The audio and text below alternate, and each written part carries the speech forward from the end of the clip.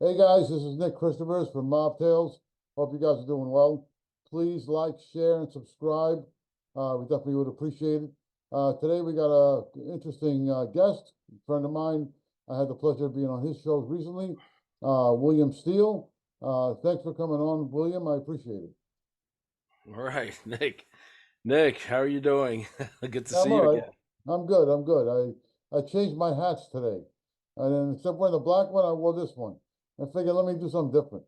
You know, probably people probably sick of seeing me with the black one. You look like a mobster on vacation in Boca now. Yeah, right, with the Brooklyn Bridge behind me. Yeah, exactly. There you go. I wish I was in Boca. Uh, well, I'm going to just give people a little bit of a background about who you are. William is a true crime writer. Um, has his own show as well, and he has a lot of experience being inside, unfortunately. But which is good because he can teach a lot of other people how to stay away from that kind of life and help other people to better themselves, which is, I think, which is what is Williams, goal basically. So that's pretty much, round, you know, figure about what Williams about. So I'm gonna beginning with one of my first questions. Um, is since being out, because you did some time, you came out. What motivated you to one, stay away from that, past life, and go to something a little more positive? What motivated you? Well, I'll tell you this. Thank you for starting with that because I don't tell these stories to glorify my past or crime or my exploits, but my faith is really what got me through. I served over 18 years for nonviolent crimes. I was a international jewel and art thief. I grew up in Brooklyn, and I've done a lot of, dumb things, trafficking cocaine, guns. And so I really started leaning more on my faith. And when I was incarcerated the last time, I took some college courses, university courses. I started writing books and screenplays about my life, but always from the point of view of crime victim advocacy. And so I've always tried to put a positive spin on my stories and really say, look, the path I took is not the one you should be taking, and don't follow in my footsteps. But I also there's always the thread of what I believe, my faith, what God's done in my life. So they keep me safe all these years, on the streets, especially all the things I was involved with. Well, that's an interesting note. So what people may be asking, or even myself, um, when did this happen? When you decided, when your faith, so to speak, had really took a real, how you say, when it really took a major control over your mindset and your soul and everything. Was this in when you were inside? Did this just, decide how did that develop? You know, I tell you what, we'll go there. So the Gravesend series and Carlo Gambino. The Our Lady of Grace Catholic Church plays a big thing in those stories and his life. And a Lady of Grace was about 2 or 3 blocks from my house. I went there as a kid. I went to private, parochial school. I was an altar boy. I did all this, right? So there was always the undercurrent of faith's important, faith's important. But then, like so many other people do, you deviate. The streets call or whatever reasons. In my case, my mother was mentally ill, and then I developed a cocaine problem. But before that, I went to school to become a locksmith and alarm technician. I became very good at what I was doing, but I wanted to use it to like work like for the CIA. I liked James Bond. I liked all these movies like the original Mission Impossible, Peter Graves. I wanted to be those guys. So when I went off the deep end and started doing illegal things in Brooklyn, I perverted those skills and began doing multi-million-dollar burglaries all across the United States. And my faith, I always felt like God was like, you kind of get this conviction, like, hey, I got better things in store for you, right? And so that's always been with me. So fast forward, I'm in and out of trouble. I'm in Las Vegas. I'm in California, Laguna Beach, Boca Raton, Palm Beach, Fort Lauderdale, New York City, bouncing all around the country, doing all this illegal stuff. And there came a time when I was wanted, and my daughter was little, and so my girl at the time took my daughter to live with family members, and the neighbors, they were from South America, and they would say, "Hey, where's where's your daughter? Where's such and such?" And I confided to them. I didn't tell them I was wanted, but I said I'm struggling with a cocaine problem, and for the time being, we separated. But they invited me to church, and when I went to church as a fugitive, it was a Pentecostal church at the time in South Florida. The guy had been a former prisoner, heroin addict, and I hit it off with him. I heard him preaching, and I say accepted Christ. So from there, right? You'd think that if you do that, your life immediately changes. Well, for some people, it does. For some people, it's more of a process. It's like, okay, I'm assured, in my opinion, my faith, I'm assured of my salvation, but I really have all these other legal issues that I need to resolve one way or the other. So, anyway, in custody, backsliding more than once, no angel.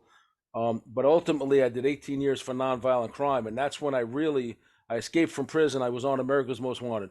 So when I got caught, I spent most of my time in college courses. I did 4 years in Supermax, almost complete solitary confinement as an extreme escape risk. They would transfer me to other states and stuff like that.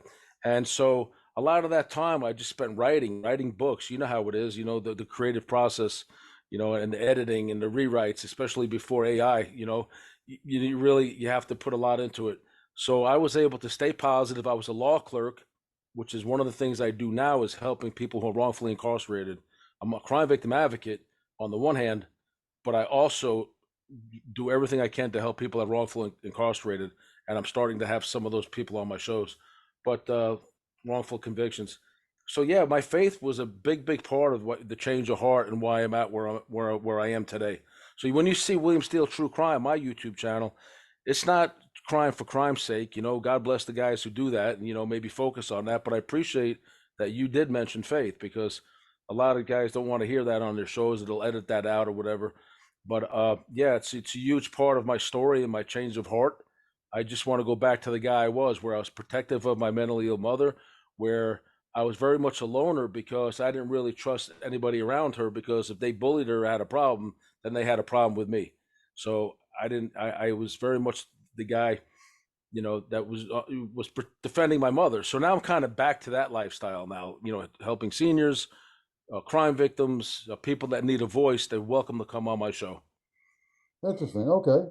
Well, being from Brooklyn, which is, pretty much the breeding ground for a lot of guys in that type of, world, especially the wise guys.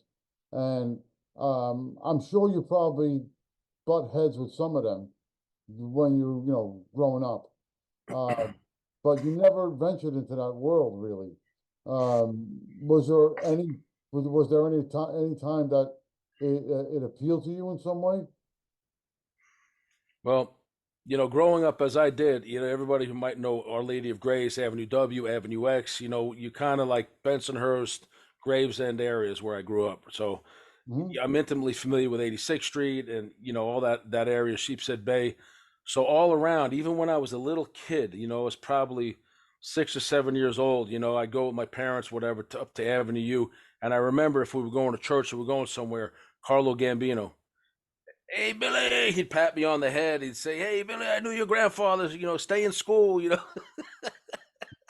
Yeah, and I didn't know who he was. My mother said, "Oh, he's a very respected man." I didn't know who he was till years later. So that was his first touch, and then always hearing about bodies in trunks and people getting rubbed out and this and that, and then all the kids, the cousins on the corner, they were always jumping in cars, stealing cars, and I started doing a lot of that. So I was friends with a lot of these guys. I went to school with them, and then I've seen Greg Scarpa, around the neighborhood like all the time, and I knew he was dangerous. He had a reputation even back then. Nobody knew he was a top echelon informant, while he was, I think, one of the leaders or a captain of the Colombo family. So Right. I'd see Greg Scarpa. I saw who else in my neighborhood, like all these different players that now, everybody's talking about who everybody was. But I'm a young guy, in my teens and early 20s. I didn't know names so much, but I did know I had a family member connected, and he was always trying to get me to do heists. He said, "Look, this guy is this family, that family. There's some nightclubs out on Long Island. You're good at opening locks and safes. This club, like I think it was like on a Sunday night, they have two clubs. There's going to be over $1 million in cash in this, and then they move it out, and you can hit this because it belongs to the other family." And I'm like, "Listen, how many times I had to tell you, I'm not getting involved with any mob stuff. I'm not letting any mobsters show me where there's a score or hitting any of them that I'm aware of because as soon as you have a mountain of cash or jewelry in front of them, I'm getting a bullet in the back of the head or whatever, and they're going to take it. So I knew them, I respected them, I stayed away from them, but I didn't want to collaborate with them on anything because I wasn't a made guy and I just wasn't going there. So Smart move. Pretty much a smart move. right, Yeah, no kidding. Well, you spoke about something that you and I discussed in my show also, mhm, about wrongly convicted individuals.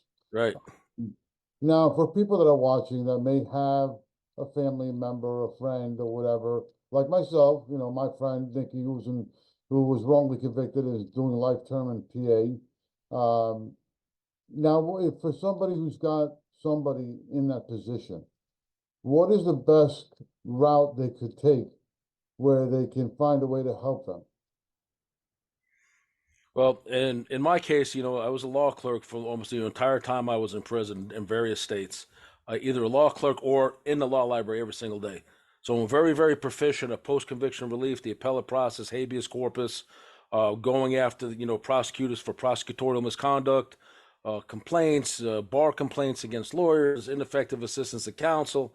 So I became very proficient in that, and I was the kind of law clerk who if I was doing something for somebody, you're not allowed to sign off on anything and you can't argue a case.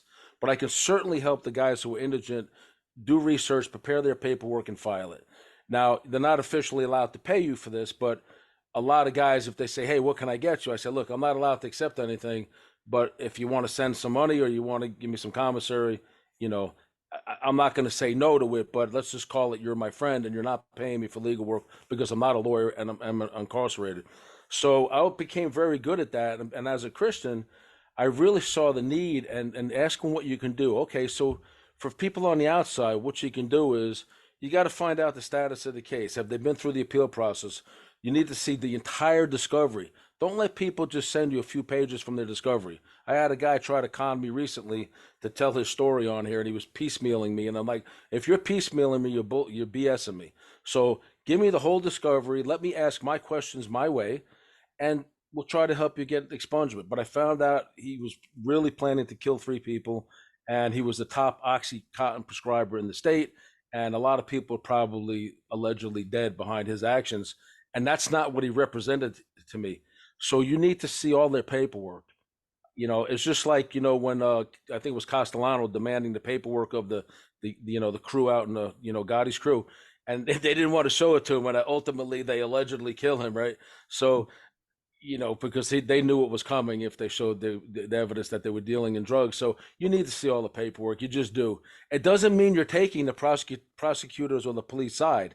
It's just a starting point to be well informed, to be devil's advocate and say, okay, now what do you think's wrong with your case? Why were you framed? Why were you victim of prosecutorial misconduct or police corruption or whatnot? So you get all the paperwork, you go through it, you have somebody, either a lawyer if you can afford one, paralegal who's skilled in post conviction relief, appellate process, um, clemency, commutation of sentence, depending on what the person's going for. And not to brag, but I'm very, very skilled in all those areas. So I know what to look for. When they're in prison, they try to engage the services of what they call the innocence projects. Innocence projects generally only help people who can prove they're innocent through DNA or have a life or death sentence, the most serious sentence. In other words, there's no hope for them. So they try to help those guys if they can. The problem is many people are wrongfully incarcerated. They have 20 to 50 years at their age, is still life ending.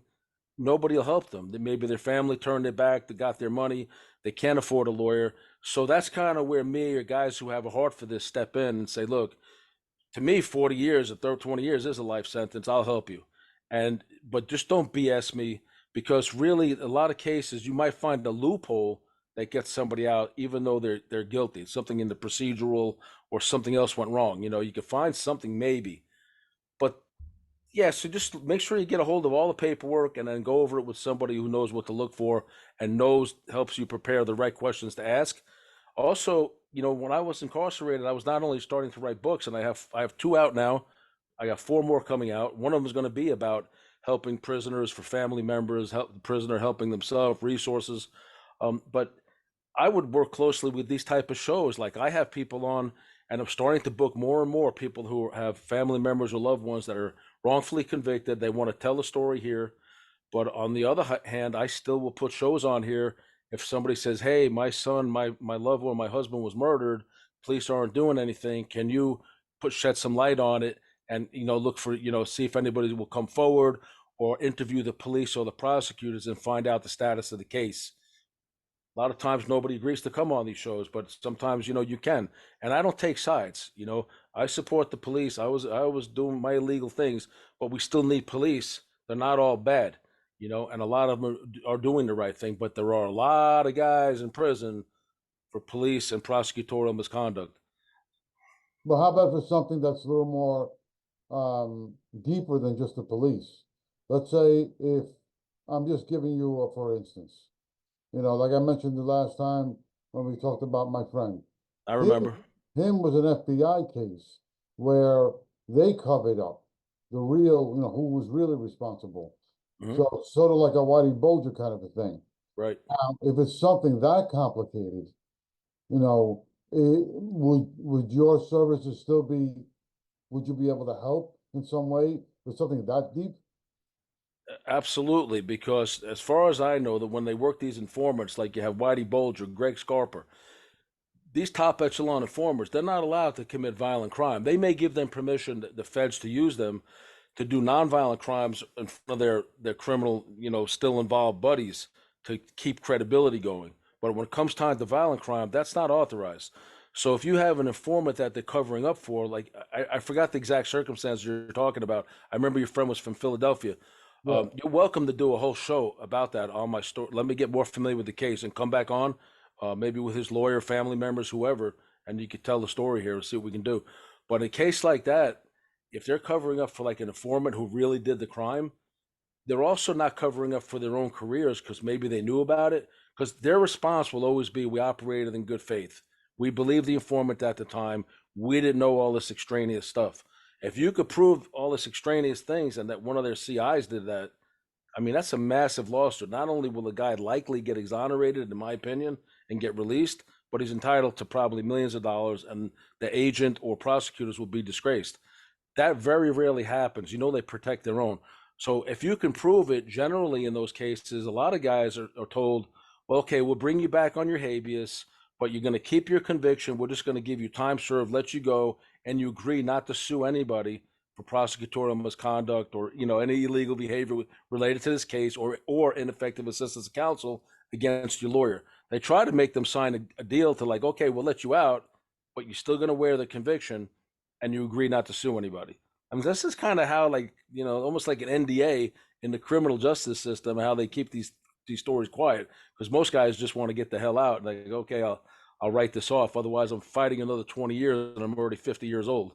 You know, so yeah, yeah. Well, in his case, I mean, he's not looking to make. He won't make no disagreement not to sue. He just, I think he deserves to sue. I mean, he's been serving over 20 years for something he didn't do. And absolutely. his wife don't talk to him. His kids are, he's lost his, basically at this point, his children probably, don't even know their father. So it's something that is traumatic for him, let Right. alone the stuff he went through. I'm not saying the guy's an angel, but for something like this, like an old friend of mine told me, may he rest in peace, Sonny Francis. He said, get me for what I did, not for what I didn't do. We know it's done all the time, and it's coming out more and more and more now with technology and informants and people turning on each other like every day of the week. That this happens routinely. So Yeah, pretty it's much. yeah. I know. I'm working with a guy, Freddie Agulo. He was I'll just say this: 1% biker. They couldn't get him. He was one of the leadership guys up in. I'm not going to say the club, but he was up in New Jersey. He's got a massive sentence for something he didn't do because they couldn't get him for the stuff they suspected him of doing. He was whatever he was involved with. So we're going to be telling his story. The coroner, Michael Baden, a very famous coroner, is on his side on this particular case. So we're going to be interviewing him, hopefully some of his loved ones, the PI and the coroner. But I believe he's actually innocent. I reviewed the case backwards and forwards. And so we have people that may, like your guy, have unseemly history and possible, you know, some other role in organized crime. But it doesn't mean they deserve to be set up. It's just a bad thing all the way around. It's not legal to do that to people. Yeah, unfortunately, it does happen. Right. Um, if you would share with us, I see, so the certain books you've written, and you cover a lot of different interesting topics. One is different than the other. Especially, I mean, that's the thing with the Epstein thing with Maxwell. Oh yeah. Not that I'm versed in it. I really don't, to be honest, it doesn't really interest me much. Uh, just a bunch of psychos that like kids, pedophile. That's just sick stuff to begin with. Yep. Uh, so what interested you so much in that topic? Well, if I don't think you've read the book yet. Let me hold it up for a second. Yes, I've seen it. I just haven't read it Yeah. yet. So it's called Galen Sensational Impure. In this book, I knew. Let me see. Put it up center. I knew Ghislaine Maxwell and I knew Jeffrey Epstein. Unfortunately, I was a jewel thief and I was very active in Palm Beach years ago, and I met him in a jewelry store. And so yeah, so I went to the house a few times. I actually hit it off better with Glenn than him, but he was a Brooklyn guy. But I called him out at one point. I pulled a gun on him at one point. I saw things in the mansion that made me get the hell out of there fast. This is before they became infamous, and I didn't feel comfortable in that house. I always thought, because I used to mess around with her, when I was a younger guy and all that, and we had threesomes, me, her, some of her adult assistants, and they were always trying to invite these other women. And I said, no, they look like they're underage. I'm not going there. And I always felt like things were being recorded in the house. And I have a background in security systems, surveillance, electronic security, locks, alarms. And I just had a bad feeling, and my gut feeling was right. And the last time I was ever in that house, I barely left with my life, and I left out of there with some evidence, so to prove, like, what I suspected was going on there. And of course, nothing's ever done about it. They got away with it for years. But so I wrote a book about that, exposing, and I support the victims. I support the women that came forward, the things that have happened to them. Nothing but love and prayers for them. I feel bad for what they went through. But law enforcement, corrupt law enforcement, and lawyers could have stopped these people a long time ago. But in many cases, they were part of the problem. They're taking money. They're involved with such and such with underage people. So that's how I in that thing. This list just came out. So in the last, getting bombarded with media requests about this book, because this book came out before the list. And in this book, I name names that have never been in the media yet. And guess what? No one's suing me over it. So you take that to the bank, what's in there. And the details that I put in there have now come out, names on the list that was just released, because I saw things in the house and I named names in that book. And everybody's like, oh, they're going to sue you. They're going to sue you. I did Invest in Yourself with Adrian Martinez. He put one line of mine from this book on his TikTok, 4 million views in like 3 days. And then I'll just say it, the Clintons somehow got a hold of TikTok and had that whole thing taken down. Not his channel, just that clip. Clip, yeah. But and then the other one, as you know, was about Robert Durst. Mm-hmm. This is Sex and a Serial Killer: My Bizarre Times with Robert Durst. Now, if you look on top, I'm kind of proud of this, because this is written from the point of view of crime victim advocacy. See Nancy Grace? Yes. She Mm-hmm. covered this book when I was still incarcerated on her podcast. It's written with a view of crime victim advocacy, because I also knew Durst. I'm a New York guy. I met him in Manhattan when I was attending the locksmithing school on 42nd Street. I ran into him. He was with Susan Berman. If you know the story about Susan Berman, Susan and I became good friends. Years later, he wanted Susan dead. So you probably would have been safer with the wise guys. So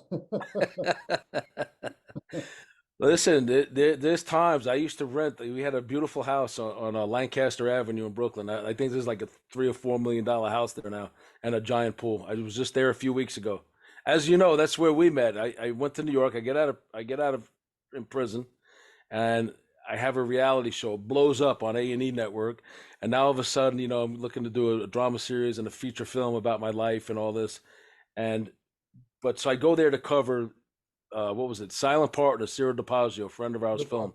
So Mhm. you and I met there. I had heard about you. I know you're a good guy, and you're talking to a lot of my friends, and any friend of theirs is a friend of mine, sort of thing. Appreciate So everybody's like, "That's Nick Christopher," and I said, "This guy," because you had your little black hat on or whatever you had, and you're standing in the corner, you're licking, and they said he would make a great hitman in your movie, and I'm like, "Well, I knew it. some, but there was really no hitting going involved in my story." Yeah. Maybe we need to. You know, it's funny. It's funny because Joseph D'Onofrio played in Mm. Goodfellas, The Bronx Tales.